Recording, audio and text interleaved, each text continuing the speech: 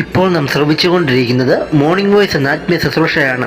ഇന്ന് ആരാത്മകമായ ചിന്ത പങ്കുവയ്ക്കുന്നത് കർത്താവിന്റെ ദാസൻ ഷാജിമോൻ ബാംഗ്ലൂർ. പ്രാർത്ഥനയോടെ ശ്രമിച്ചാലും പാർത്തലത്തിൽ പരിശ്രയമായി, പാർത്തലത്തിൽ പരിശ്രയമായി, പാരിൽ വന്ന നാഥനെ മമ ജീവനെ മഹേശനെ, സ്തോത്രം ശ്രീമനുവേലനെ മമ ജീവനെ മഹേശനെ, സ്തോത്രം ശ്രീമനുവേലനെ മമ ജീവനെ മഹേശനെ. ദൈവനാമത്തിന് മഹത്വം ഉണ്ടാകട്ടെ. മോർണിംഗ് വോയിസ് എന്ന ആത്മീയ ശുശ്രൂഷയിലൂടെ എന്നെ ശ്രവിച്ചുകൊണ്ടിരിക്കുന്ന എല്ലാ സഹോദരന്മാർക്കും കർത്താവായ യേശു ക്രിസ്തുവിൻ്റെ നാമത്തിൽ എൻ്റെ സ്നേഹവന്ദനം അറിയിക്കുന്നു. ആഴ്ചയുടെ ഈ ഒന്നാം ദിവസം ദൈവത്തെ ആരാധിക്കുവാൻ ദൈവം നമുക്ക് തന്ന സാവകാശത്തിനായി ദൈവത്തിന് സ്തോത്രം. ഇന്ന് രാവിലെ ആരാധനാത്മകമായ ഒരു ചിന്ത പങ്കുവയ്ക്കുവാൻ കർത്താവിൽ ശരണപ്പെടുന്നു. അതിനായി സങ്കീർത്തനങ്ങൾ 49:7 മുതൽ 9 വരെയുള്ള വാക്യങ്ങൾ വായിക്കുന്നു. സഹോദരൻ ശവക്കുഴി കാണാതെ എന്നേക്കും ജീവിച്ചിരിക്കേണ്ടതിന് അവനെ വീണ്ടെടുക്കുവാനോ ദൈവത്തിന് വീണ്ടെടുപ്പ് വില കൊടുക്കുവാനോ ആർക്കും കഴിയുകയില്ല. അവരുടെ പ്രാണന്റെ വീണ്ടെടുപ്പ് വിലയേറിയത്, അത് ഒരു നാളും സാധിക്കുകയില്ല. വീണ്ടെടുപ്പ് എന്ന വിഷയം ബൈബിളിൻ്റെ ആരംഭം മുതൽ അവസാനം വരെ വ്യാപിച്ചു കിടക്കുന്ന ഒരു വിഷയമാണ്. എന്താണ് വീണ്ടെടുപ്പ് എന്ന് പറഞ്ഞാൽ? നഷ്ടപ്പെട്ടു പോയ വസ്തുക്കളെയോ മൃഗങ്ങളെയോ മനുഷ്യനെയോ അതിന് തക്കതായ മറുവില കൊടുത്ത് വീണ്ടും കരസ്ഥമാക്കുന്നതിനെയാണ് വീണ്ടെടുപ്പ് എന്ന് പറയുന്നത്. നാം വായിച്ച വേദഭാഗത്ത് മനുഷ്യന്റെ വീണ്ടെടുപ്പിനെ കുറിച്ചാണ് രേഖപ്പെടുത്തിയിരിക്കുന്നത്. ദൈവത്തിൻ്റെ സൃഷ്ടിയാണ് മനുഷ്യൻ. പാപമില്ലാത്തവനായിട്ടാണ് ദൈവം മനുഷ്യനെ സൃഷ്ടിച്ചത്. എന്നാൽ മനുഷ്യൻ അവിശ്വാസത്തിലൂടെയും അനുസരണക്കേടിലൂടെയും ദൈവത്തോട് പാപം ചെയ്തതിൻ്റെ ഫലമായി അവൻ നഷ്ടമായി പോയി. പാപിയായ മനുഷ്യൻ നിത്യമരണത്തിന് അധീനനായി, നരകശിക്ഷയ്ക്ക് യോഗ്യനായി, അതിക്രമങ്ങളിലും പാപങ്ങളിലും മരിച്ചു. ഈ മനുഷ്യനെ നരകശിക്ഷയിൽ നിന്ന് വീണ്ടെടുക്കുവാൻ ഒരു മനുഷ്യർക്കും ഒരിക്കലും സാധ്യമല്ല. ഇതിന് നല്ലൊരു ദൃഷ്ടാന്തം നാം രൂത്തിന്റെ പുസ്തകം 4-ാം അധ്യായത്തിൽ കാണുവാനായിട്ട് കഴിയുന്നുണ്ട്. 4-ാം അധ്യായം 4 മുതലുള്ള വാക്യങ്ങൾ വായിക്കുമ്പോൾ യഥാർത്ഥമായി വീണ്ടെടുക്കേണ്ട ആൾ പറയുകയാണ്, എനിക്കത് വീണ്ടെടുക്കുവാൻ കഴിയുകയില്ല, എൻ്റെ സ്വന്തം അവകാശം നഷ്ടമാക്കേണ്ടി വരും എന്ന്. പ്രിയമുള്ളവരെ, നഷ്ടപ്പെട്ട നമ്മെ വീണ്ടെടുക്കുവാൻ ഈ ഭൂമിയിൽ ആർക്കും സാധ്യമല്ലായിരുന്നു. എന്നാൽ നല്ല ബോവസിനെ പോലെ വീണ്ടെടുക്കുവാൻ നമ്മുടെ കർത്താവ് മനസ്സ് വെച്ചപ്പോൾ അവനുണ്ടായിരുന്ന എല്ലാം അവൻ നഷ്ടപ്പെടുത്തിക്കൊണ്ട് ഈ ഭൂമിയിലേക്ക് വന്നു എന്ന് അപ്പോസ്തലനായ പൗലോസ് ഫിലിപ്പി ലേഖനം 2-ാം അധ്യായത്തിൽ രേഖപ്പെടുത്തിയിരിക്കുന്നു. ആ വീണ്ടെടുപ്പിന്റെ വില ദൈവത്തിന് കൊടുക്കണം. അത് വിലയേറിയതാണ്. ആയതിനാൽ അത് മനുഷ്യർക്കാർക്കും സാധ്യമല്ലാത്തതിനാൽ സാക്ഷാൽ ദൈവത്തിന്റെ പുത്രൻ അതിന് തയ്യാറായി.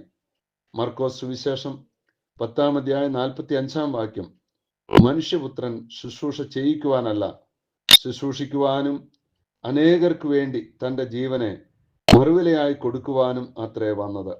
ദൈവത്തിന്റെ മടിയിൽ പ്രമോദ വിഷയമായിരുന്ന ദൈവത്തിന്റെ ഏകജാതനായ പുത്രൻ മനുഷ്യനായി ഭൂമിയിലേക്ക് വന്നു. നാം അനുഭവിക്കേണ്ടിയിരുന്ന പാപത്തിന്റെ ശിക്ഷ തൻ്റെ ശരീരത്തിൽ വഹിച്ചുകൊണ്ട് കാൽവരി ക്രൂശിൽ നമുക്ക് വേണ്ടി സ്വന്തം പ്രാണനെ വെച്ചുകൊടുത്തു. ലൂക്കോസ് സുവിശേഷം 23-ാം അധ്യായം 45-ാം വാക്യം, യേശു അത്യുച്ചത്തിൽ, പിതാവേ, ഞാൻ എൻ്റെ ആത്മാവിനെ തൃക്കൈയിൽ ഏൽപ്പിക്കുന്നു എന്ന് നിലവിളിച്ച് പറഞ്ഞു. ഇത് പറഞ്ഞിട്ട് പ്രാണനെ വിട്ടു. യേശു കർത്താവ് നമുക്ക് വേണ്ടി ആ വില കൊടുത്തു. തൻ്റെ ജീവൻ നമുക്ക് വേണ്ടി വെടിഞ്ഞ് നമ്മെ വീണ്ടെടുത്തു. പത്രോസ് പറയുന്നത് ശ്രദ്ധിക്കുക.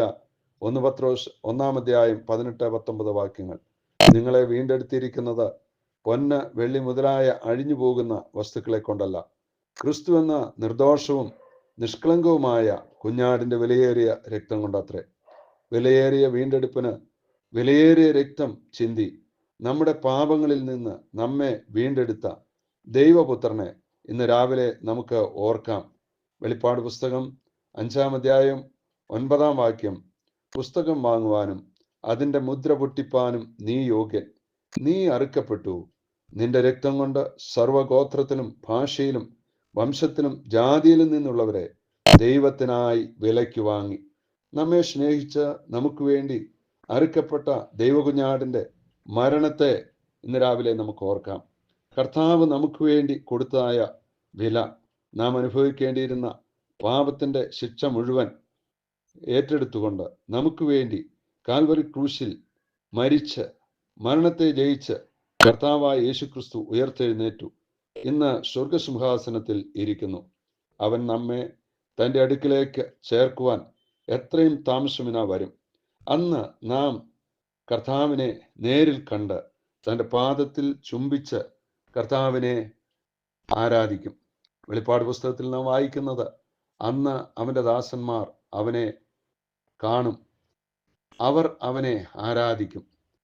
ഈ പ്രത്യാശയുള്ള ഏവരുമേ ഇന്ന് നമ്മുടെ ഹൃദയ കണ്ണുകൾ ഉയർത്തി കർത്താവിൻ്റെ മുഖം ദർശിച്ചുകൊണ്ട് നമ്മുടെ കർത്താവിനെ ആരാധിക്കാം.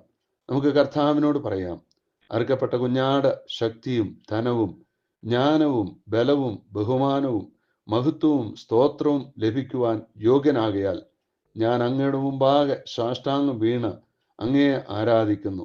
അങ്ങ് മാത്രമാണ് സകല ആരാധനയ്ക്കും യോഗ്യൻ. കർത്താവെ, ഇന്ന് രാവിലെ സകല സ്തുതി സ്തോത്രങ്ങളും അങ്ങയുടെ മുമ്പാകെ അർപ്പിച്ച് ഞാൻ അങ്ങയെ ആരാധിക്കുന്നു എന്ന് നമുക്ക് ഓരോരുത്തർക്കും പറയാം. ആ നിലയിൽ കർത്താവിനെ ആരാധിക്കുവാൻ ദൈവത്തിൻ്റെ പരിശുദ്ധാത്മാവ് നമ്മെ ഏവരെയും സഹായിക്കട്ടെ എന്ന പ്രാർത്ഥനയോടെ ഞാൻ എൻ്റെ വാക്കുകൾക്ക് വിരാമം കുറിക്കുന്നു. ദൈവത്തിൻ്റെ നാമത്തിന് മഹത്വമുണ്ടാകട്ടെ. മാനവസമ്മാനിതനേ, മാനവസമ്മാനിതനേ, മാനനീയരൂപനേ,